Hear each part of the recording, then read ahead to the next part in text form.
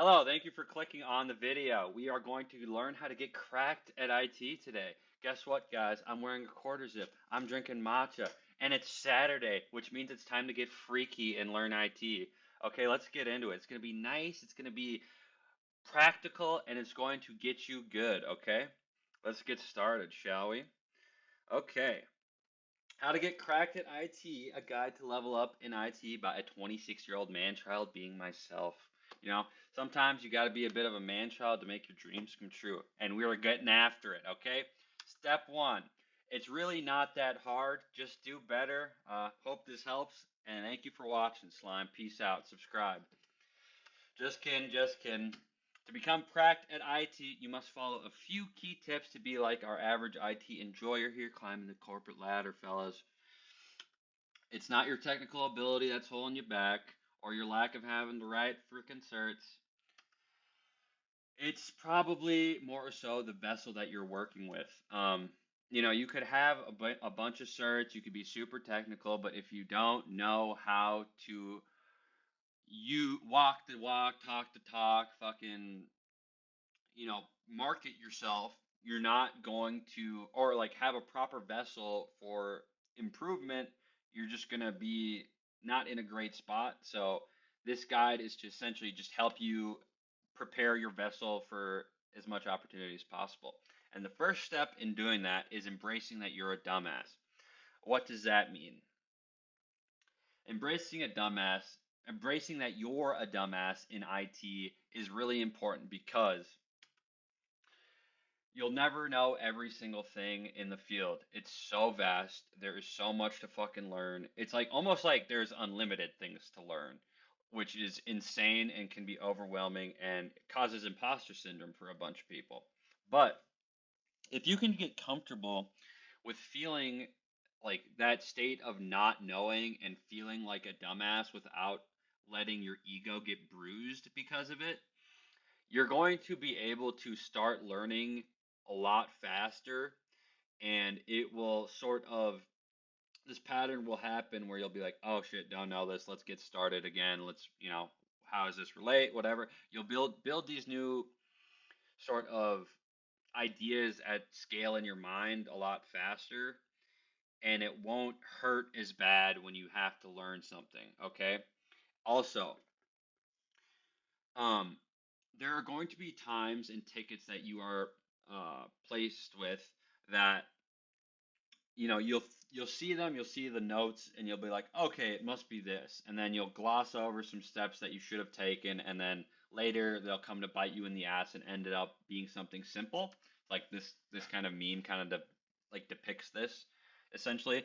Like you'll have to start from the bottom with a lot of things, and so like instead of jumping to rash like crazy complicated fixes or um, quickly glazing over or something because it can't be that simple. Ah, I'm too smart for it to be this simple. You're gonna want to go back to the basics and start troubleshooting from scratch, essentially. Start with the easy shit like rebooting, resetting password, closing and restarting the application, and then work your way up to where the midwit is here. That is going to be how you really make and really get a lot of things done quickly and efficiently. Okay, it's gonna keep your time sacred because it is sacred. Next, I need you to get good, brother. Getting good in IT looks like many different things, but I think it boils down to two that you can start doing tomorrow. Okay, one is you gotta try and then try harder on the job. What do I mean by this? Essentially, you have to get okay with two things in particular. One, being comfortable in discomfort, and two, getting really good at problem solving. So, if you currently work for a place where there's a ticketing system and they're kind of scattered out, you can kind of grab them as you choose. There are going to be tickets that you notice that are going to be easy and ones that look like literal human feces. The ones you're going to want to take a majority of the time are going to be the ones that look like human feces, okay? Fucking human shit. You're going to want to take these shit ones because, one, they'll likely put you in a spot of discomfort and teach you something that you don't know. When we throw ourselves into the unknown and can forge our way out of it, we learn how to forge our way up out of it, which teaches us new things and expands our knowledge, fellas. Teaches us new IT things. And yes, that may seem scary, but it is what's necessary for your growth. So if you can grab those pieces of shit and you can own them till the very end, until you've literally exhausted all of your options, like the basics of troubleshooting, Googling, SOPs, past tickets, etc., and you're forced to ask or escalate, you're good. Like, what you should probably ask questions, so, have like an engineer or something nudge you in the right direction. Then you can, learn what the problem is and then remember that for the future, document it, whatever. If you can do that and, market yourself as the problem solver, you'll get so many opportunities and you'll learn so fucking fast. It's crazy what doing this can do for you. Like, it boils down to, like I said, getting comfortable with being uncomfortable and problem solving. They kind of go hand in hand because when you can throw yourself into the discomfort, it's like, and you can crawl your way out of it, your problem solving skills get sharpened every single time. And every single time you take away something new from the problem. So really, really try to work on this. Next, the other step to getting good is a little different, and that's info maxing, brothers. This applies to mainly outside of work, but if you can get paid to do this on the job, that is the real cheat code. So, like, let's say you are someone who wants to study penetration testing, but you're at like a help desk role. Okay, if you can, get through your main tickets for the day, and you tell your boss, hey man, like I got most of my stuff done. Is it cool if I can study for like an hour on this certification? And he says, yeah, then you're getting paid to learn, bro. That's fucking cash. But essentially, it's not going to be like that for everyone. And you need to just really dedicate even a little bit of time outside of the office or on the clock for your professional development so you stay in a constant state of evolution. The thing is with this, a lot of people are not going to do this. Like, you can probably think of a guy on at your job right now that has been there for like 10 years. And the reason he's been there for 10 years is because he hasn't done this, right? Like, he's stayed in the same spot for 10 years because he's never decided to skill up. He just picked this role and says, fuck it, I'm doing this my whole life. And that's fine. But if you're someone like that, this video probably isn't for you, okay? So even if it's like 30 minutes a day, 10 minutes a day, find time to dedicate to your professional development so you continuously learn. You can find certs, projects, labs, videos, riz up ChatGPT for some project ideas. Ask your homies for some advice on what you should do. Book a coaching call with me so I can help you figure this out. But when you can get good on your own time and you are consistent with getting good on your own time, at first, it's going to look like, just a slow rise. Like, it's going to, like, meh, meh, meh, meh, meh, meh. You'll improve slowly at first and it'll probably feel a little pointless. But eventually, once you put in that work over a consistent period of time, it's going to just skyrocket. And when you have the right information stored in your brain, you're always more prepared for more opportunities. Like, let's say, you're applying on LinkedIn and you see a job that is like, ooh, entry level penetration tester, needs this cert and that cert and some like home lab experience. You can now apply for that job because you have those things. And like, you can apply otherwise, but you're probably not going to get shit. Like, you just need to be ready pretty much, which is what infomaxing prepares you to do. So in essence, to get good at the job, remember, try hard on the job with taking on new opportunities, getting comfortable in the discomfort, problem solving as much as possible, and info maxing like a fucking crackhead. Okay? If you can do all of those things, you're going to be in a very, very good spot. Now that we are getting good at our job, we got to use it. We got to use our powers of goodness. And how do we do that? We do that by becoming Big Raga. If you don't know who Big Raga is, he's this big jacked white alien thing dunking on this guy. Big Raga, or Maharaga, is a character from the series Jujutsu Kaisen. And if you haven't seen that, you might be a little brain dead because it is fucking fantastic.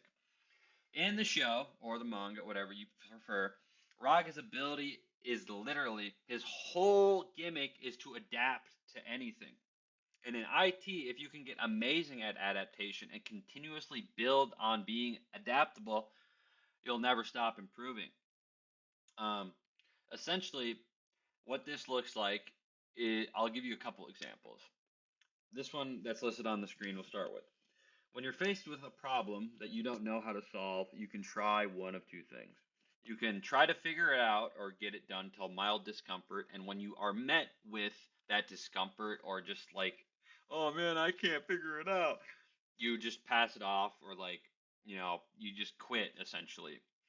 Um, you're not going to want to do that. You're going to want to try everything you can in a like respectable amount of time and not be afraid to ask questions. You're also going to need to work through that pain of not knowing and essentially breaking your former shell every time. That is a way that will lead to growth every time. And because of that, it will, if you do that enough, the speed and efficiency in which that you solve problems is going to rapidly accelerate. Once you can, realize the problem, attack it, and figure it out, or maybe not, or like realize that you need to ask someone, it's going to improve your problem solving abilities as a whole and like essentially just your whole IT aura as a whole. Excuse me. Um, Another way that adaptation is super important to IT is that there is so many different types of problems that you will face, especially in roles like a sysadmin where you're kind of like supporting everything, or like an engineer. And a lot of these problems are going to require different sort of lines of thought, if that makes sense. And when you can look at a problem at its face value and realize, hey, I need to think like this to get this problem solved, or I need to have these resources for this problem, and then, find those resources, or I need to ask this guy for to solve this problem. It's just you'll be able to solve problems a lot quick, like a lot faster and a lot more thoroughly because it's not going to be scatterbrained. It's not going to be There's not going to be confusion because you have a working understanding of the path you need to go on and the line of thought that you need to go on. And if you can continuously do that, your adaptation skills and your problem solving skills are going to rapidly improve. Essentially, get good at recognizing what is necessary to solve the problem, be it with yourself, be it with tools, whatever, and take action really fast to get the stuff solved. Okay? Next, just got a little nice warning for you guys. I hope your attention span isn't as cooked as I think it is, but we only have a couple more things, so stick with me. We'll be quick, we'll be nice, we'll get there, okay? Okay? Okay. Next, you got to use your beautiful voice. Alex, how do I use my beautiful voice, you say? Well, it's super duper important that you get good at this for an ass ton of reasons. Let me tell you. We'll dive a little in depth for each of these, okay? Number one is boundaries. In IT, there's kind of a stigma that, we are a little timid, we might be a little neurodivergent, we might be just not the most socially norm people. And in corporate environments, people can use that to their advantage and think that they can fuck with us. So what you have to do is set boundaries strong from the start, set strong professional boundaries that won't get you in losing sleep because you have so much work to fucking do. Okay, you got to be confident and direct with this shit. Otherwise, people are gonna walk all over you and take advantage of your awesome brain. Okay. Next up is for opportunities. Think about it like this.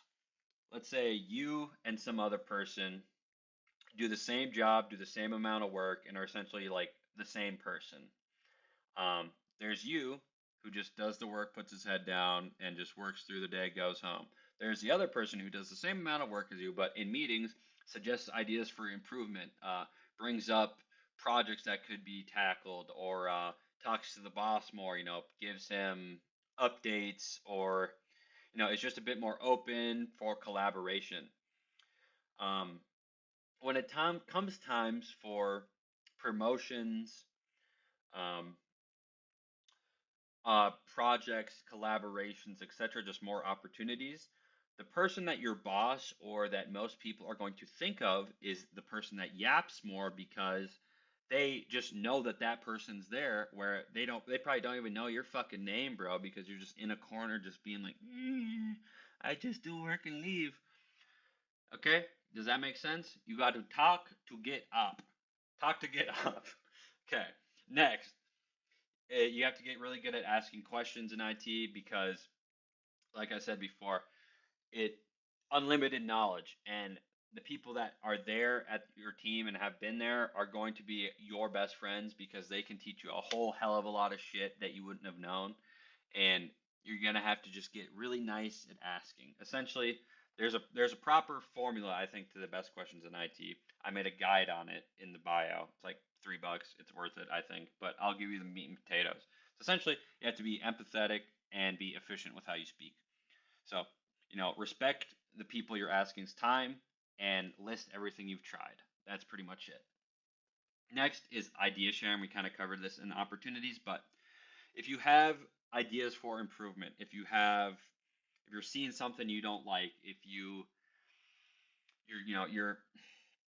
thinking of, if you can convey with your mouth that you are thinking of ways to steadily improve and fix shit and improve shit, it'll go a long way. And these things will probably happen. You'll be like, damn, Alex is crazy, yo. Alex is cracked because he just thought we could automate this. He did it and just fucking look at this. This process is so much nicer. Let's give him a $30,000 raise. Yeah. Okay. Next, documentation.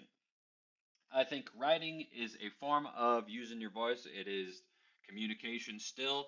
And if you are able to essentially translate more complex technical things into things that your team and others can understand, it shows you have a great understanding of that thing in your mind.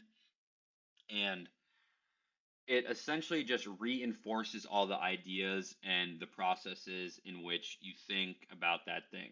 Really good to do, harder than you think, but if you can really force yourself to sit down, you'll be like, holy shit, I actually know what the fuck I'm talking about. Great for the imposter syndrome. Next, it's gonna kind of piggyback off of knowing like how to simple your phrasing, right? Meetings with lead paint enjoyers and users. So like meetings with upper management and talking to users, they kind of go hand in hand. You're gonna have to speak to all of them like they're children. Um, so there's gonna be times, especially if you're in management, where you have to, get increased budget for tools, people, or really anything. And even in like things like cybersecurity, there tends to be a sort of stigma of not wanting to do it because people think it's useless. So you're going to have to essentially communicate these problems in a way that doesn't sound like you're a fucking drone robot that lives in a fucking IT dungeon. You're gonna have to really make these things feasible so they really understand. So like instead of going like, "Hi, Mr. Hubert.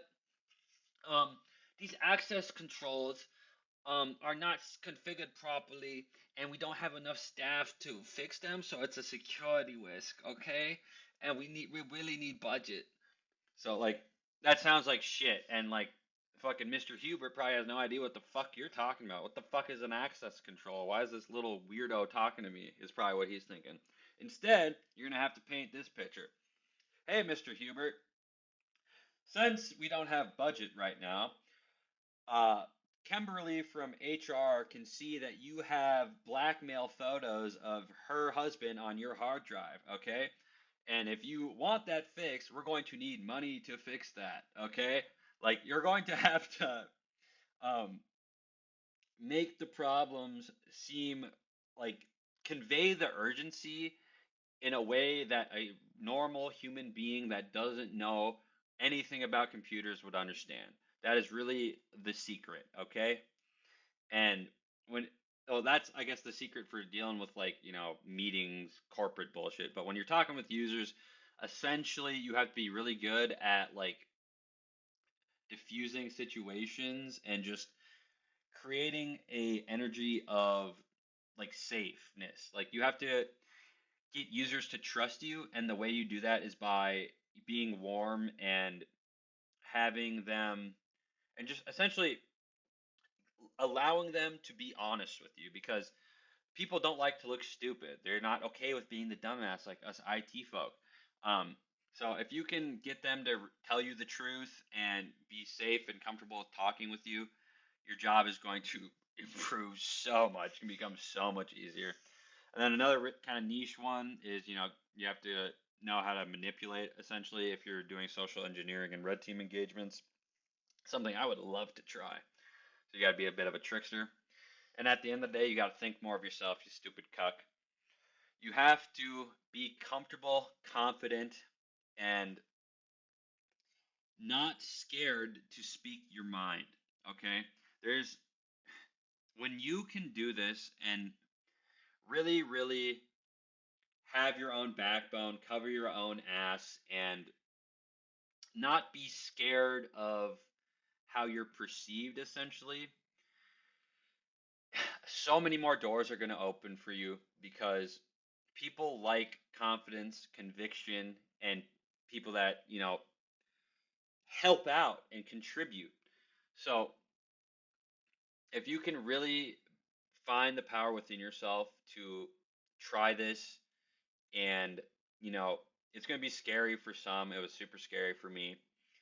But once you start doing it, you can start small and you start expanding upon it and getting comfortable with being yourself and sharing what you want to share in the corporate environment, your people will respect you for it, and the opportunities that you get out of it will be amazing. And people will probably love you because if you're cool about it and not a fucking D-bag gatekeeping dork about shit, people are going to love working with you and you'll probably get a fuck ton of brownie points. Okay?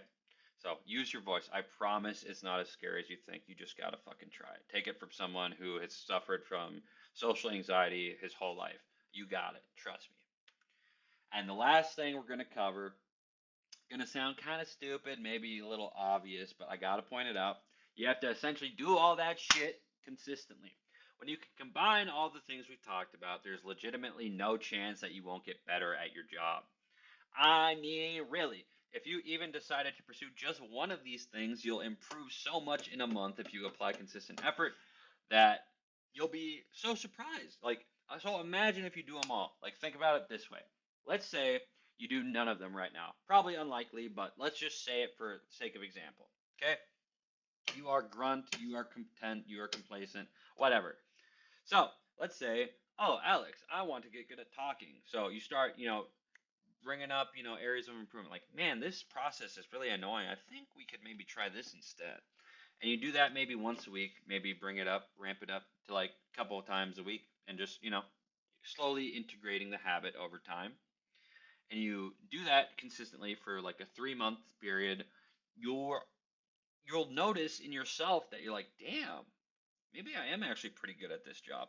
And then you're going to want to start implementing another one. Then since you've already implemented communication or, using your voice as a habit, you can start slowly with another one, like, maybe getting good on the job. And what you'll find once you start implementing these things is that they all kind of all go hand in hand because once you're talking more or once you're doing more problems or whatever, like for example, let's say you start with the communication thing and you're talking to your boss more. Your boss is probably going to come to you for things like, "Hey, we got this weird problem here. You want to try figuring it out?" And then boom, that's like, getting good. That's the getting good phase that, just comes to you naturally. And you'll find that that will happen a lot more. Like once you start doing one thing, they all will sort of creep together and become a very cohesive thing that when you work on and get better at one thing, you get better at them all, and you're kind of like forced to essentially. Yeah, that's pretty much it. Just like, if you don't do anything right now and you are a little stuck and you want to try to get better, pick something from this list to just try improving upon slowly over time, and the rest will come naturally, I think. At the end of the day, if I can do it, you can do it, and I have absolute faith that if you start trying any one of these things, your situation will improve. Um, so that's pretty much it. Um, I hope you learned something, and I really appreciate it if you're still watching. Hopefully your attention span isn't fried. But yeah, please apply. I really want to hear if it works for you guys or not. And a couple of self promos. If you want sort of my help applied to your situation and you like this style, let me know. I offer coaching and I would love to help you out. If you like this presentation, you like my style, I also do team training and consulting if you're interested. Links to both of those things are in the bio. Also, if you're a fan of the way I talk, the way I give advice, I make daily TikTok and Instagram videos. The links to both of those are in the bio as well. And I have a couple of paid guides that you might want to check out too. Everything's in the bio, folks. Um, and I'm trying to get to 10K subs on YouTube. Please subscribe, like, comment, share, all that good shit. And thank you so much for watching. If I'm a little, what else is the word I'm looking for? A little energyless is because I spent 20 minutes recording this already, and it turned out that I didn't have the presentation on the screen. So, yeah. If you're still here, thank you so much for watching. Peace out. I love you, and good luck on your journey.